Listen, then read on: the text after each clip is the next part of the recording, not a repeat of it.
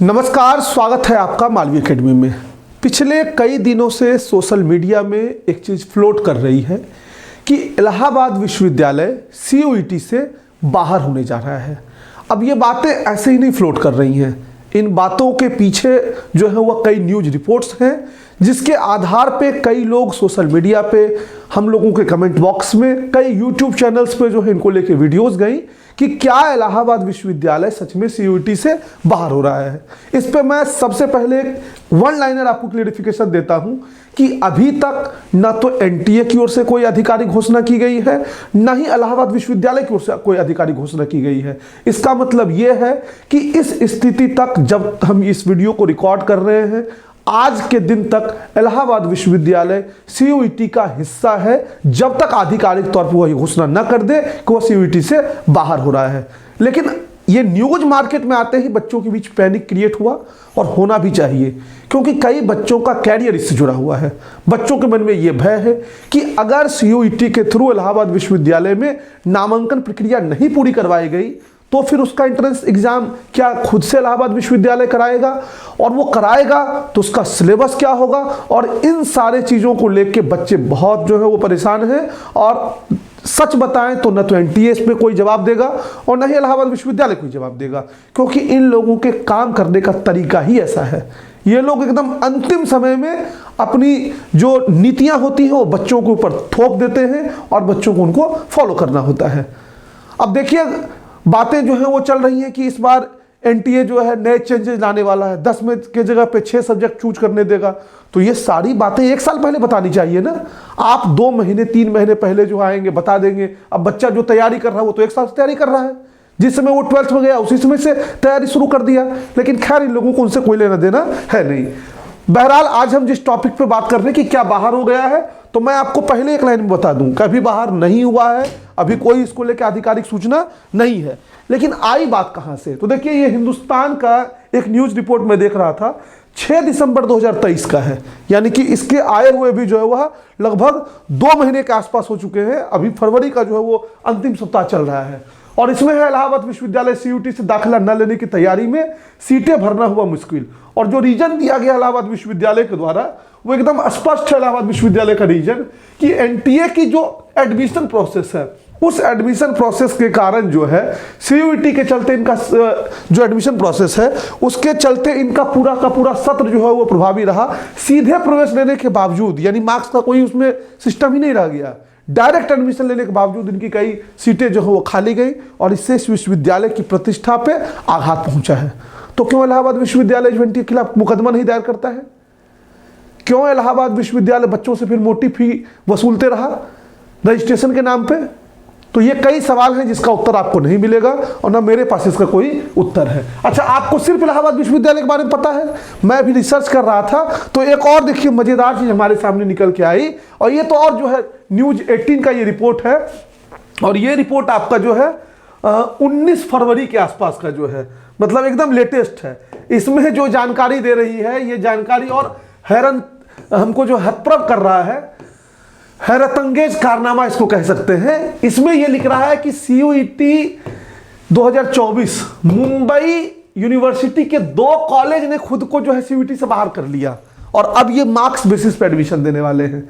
अब ये क्या चल रहा है CUET में, भगवान मालिक है। और ये हमारा न्यूज़ नहीं है, न्यूज़ 18 का न्यूज़ है, और इसमें क्या सच्चाई नहीं है उसके वेबसाइट पे तो हमको कहीं कुछ दिख नहीं रहा है। लेकिन ये सारी चीज़ें जो वो फ्लोट कर रही हैं, और हमको लगता है कि NTA की क्रेडिबिलिटी के लिए जो है बहुत बड़ा प्रश्न चिन्ह है। बहरहाल, NTA का कोई जो है वो क्रेडिट है भी नहीं, वो ऐसे ही परीक्षाओं कराने के लिए जाना जाता है। तो खैर, अब आपकी इस पर क्या राय है आप लोग कमेंट बॉक्स में बताइएगा। और बाकी आप लोग को मैंने लिखा इस पर पहले ही कि सिलेबस एंड एग्जाम पैटर्न, तो हम लोग कोई क्लिकबेट वगैरह नहीं करते हैं। आपको पता है मालवी एकेडमी बिल्कुल जेन्युइनली टॉक करने के लिए जाना जाता है। तो ये हम सिलेबस और एग्जाम पैटर्न भी इसलिए इसको थंबनेल पर रखे हैं क्योंकि आपके सवाल हैं कि सर सिलेबस और एग्जाम पैटर्न पर डिस्कस करिए। तो देखो, सिलेबस एग्जाम पैटर्न अभी सबका तो होलिस्टिक वे में डिस्कस नहीं किया जा सकता है, लेकिन अगर संक्षेप में हम बोले तो क्या ही पूछेगा। देखो, अभी अगर आप देखते हैं NTA का सिलेबस जो है CUET के हिसाब से, तो CUET के हिसाब से आपको ये क्या कह रहा है, कह रहा है जनरल टेस्ट देना है, लैंग्वेज देना है, और प्लस आपको 2 डोमेन देने हैं। प्लस 2 डोमेन्स देने हैं, बीए के संदर्भ में भी ये बात कर रहे हैं। ऐसे ही अगर हम पुराने सिलेबस को देखेंगे तो 25 क्वेश्चन जो है वो लैंग्वेज से रहता था, 25 क्वेश्चन जनरल अवेयरनेस से रहता था, 25 क्वेश्चन जो है मेंटल एबिलिटी रहता था, यानी इसको हम कह सकते हैं जनरल अवेयरनेस, जीए, इसको कह सकते हैं लैंग्वेज जो है लैंग्वेज रहता था, और 25 क्वेश्चन जो है वो जनरल मैथ्स से जो है वो रहता था, जनरल मैथ्स या रीजनिंग इसको हम कह सकते हैं। और इसके अलावा उनके 3 सब्जेक्ट चूज करने होते थे, 7 सब्जेक्ट की लिस्ट होती थी, उसमें से 3 सब्जेक्ट चूज करने होते थे। 25 हिस्ट्री चूज कर लीजिए, पॉलिटी चूज कर लीजिए, एंशिएंट हिस्ट्री, इस तरीके से कुछ होते थे। और यहाँ पे जो आपका क्वेश्चन आ जाता था वो आ जाता था लगभग 75 150 और गुना 2 300 मार्क्स का ये एग्जाम जो हुआ बीए के संदर्भ में, मतलब कुछ इसी पैटर्न पे लेता था। लेकिन आप देखेंगे तो यहाँ जो जनरल टेस्ट वाला सिलेबस ऑलमोस्ट वो सिलेबस आपका यहाँ जीटी में कवर हो ही रहा है, लैंग्वेज आपका ये कवर इसमें से हो ही जा रहा है। हाँ, 2 डोमेन ये एनसीईआरटी बेस्ड है, ये अलग होता था, और इसका जो ये 25-25-25 का है ये कंप्लीटली एनसीईआरटी बेस्ड नहीं होता था, उससे इतर भी ये जीके प्लस एनसीईआरटी इसको हम मान सकते हैं, जीके प्लस एनसीईआरटी बेस्ड ये होता था। तो थोड़े बहुत चेंजेस हैं, बहुत चेंजेस तो हम नहीं कहेंगे कि हो सकता है, लेकिन हाँ थोड़े बहुत चेंजेस भी छात्रों की मनस्थिति को बिगाड़ने के लिए पर्याप्त है। और अब कहेंगे सर इस पे हमारी हम और आप क्या कर सकते हैं, तो बहरहाल तो हम और आप सच्चाई बताएं, कुछ नहीं कर सकते हैं। जैसे सीयूटी की तैयारी कर रहे हैं वैसे करते रहिए, कोई चेंज आए तो चेंज के साथ तुरंत जो है आप अपने आप को ढालने की कोशिश करिएगा, और इसको लेके बहुत पैनिक मत होइए, बहुत ज़्यादा इसके पैनिक सिचुएशन के कारण अपने पढ़ाई को प्रभावित मत कर लीजिए, क्योंकि अगर आप उसको प्रभावित कर ले जाएंगे तो आगे चल के आपको वैसे भी हानि हो जाएगा। तो कृपया ये काम जो हो मत करिएगा। बहरहाल एक काम हम और कर दे रहे हैं, वैसे कोई लाभ नहीं होगा, पहले हम बता दें। हम मालवीय एकेडमी के ट्विटर हैंडल से और अपने ट्विटर हैंडल से @मालवीय एकेडमी, ठीक है, मालवीय एकेडमी 1 जो है मालवीय एकेडमी 1 और @सूरज मालवीय एकेडमी से जो है हम इससे एक ट्वीट कर दे रहे हैं।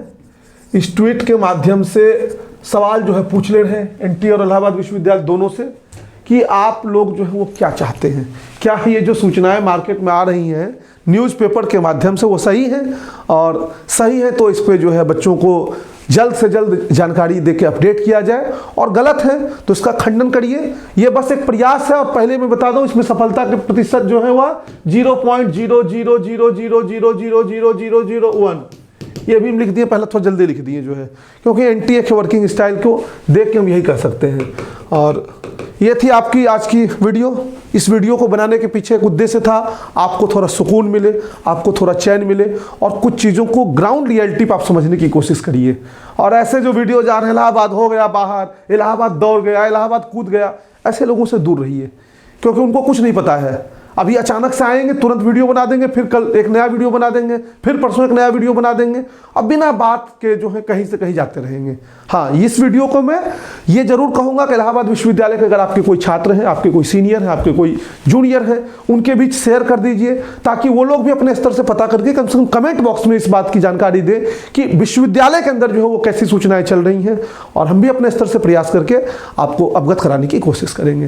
तो all the best, love you all, keep smiling, और पढ़ते रहिए, मुस्कुराते रहिए, हंसते रहिए, और पढ़ाई को एक बर्डन के रूप में कभी मत लीजिएगा, क्योंकि एजुकेशन एक ऐसा पार्ट है आपके लाइफ का कि अगर आप इसको एंजॉय करेंगे तो आपको बहुत ऊंचा लेके जाएगा, और अगर इसको बर्डन के रूप में लेंगे तो आपके अदर स्कोप्स को भी ये मार देगा।